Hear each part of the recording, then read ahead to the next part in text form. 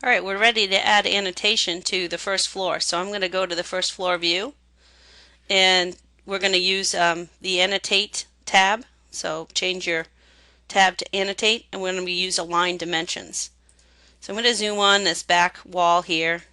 I'm going to make sure that I pick the outside face of stud, and then zoom back out so I can see what I'm doing, and you'll see that a little blue line will show up in the middle of a window, in the middle of a door, and if you zoom in close enough you can get a blue line in the middle of a wall.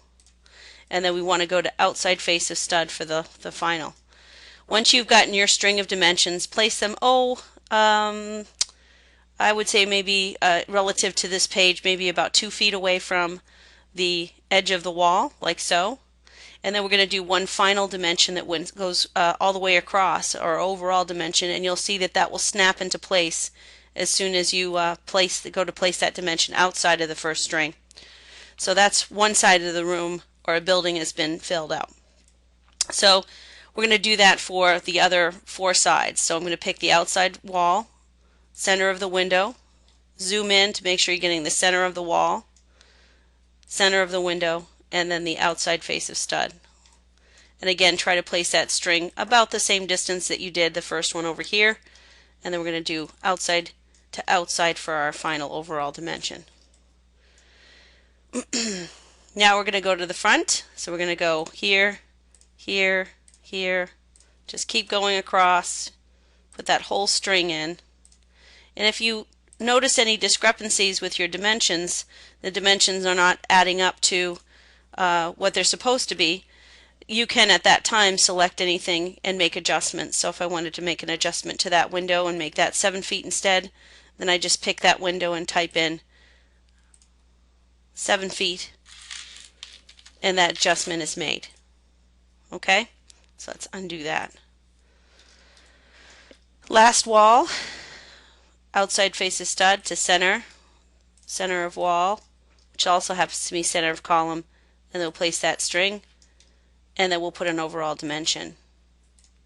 Alright, now that takes care of all of our exterior openings and all of the interior partitions that happen to come into contact with the exterior walls. So now our task is to make sure that we dimension any walls that were not dimensioned in that process. One of the things I'm just noticing here is I've got to extend this wall out to that column, and I don't know the distance from the outside face of stud to the center of this wall, so I'm going to add that dimension. And I think that's as good a place as any to put it. So now when you go look back at this, this is really controlling the length of this wall, that we know the location of that column. Notice that we don't yet know that location. So I'm going to also place dimensions to locate the center of the columns. So I'm going to go from outside face of stud to center to center to center. That shows us our column placement. This last dimension was a bit redundant because we've already located the center of the wall here, but it's okay to repeat that one. And then we can tell by looking at this dimension that the columns are lined up with the 12-foot mark. So that takes care of our dimensions. In the next video, we're going to go ahead and label our spaces.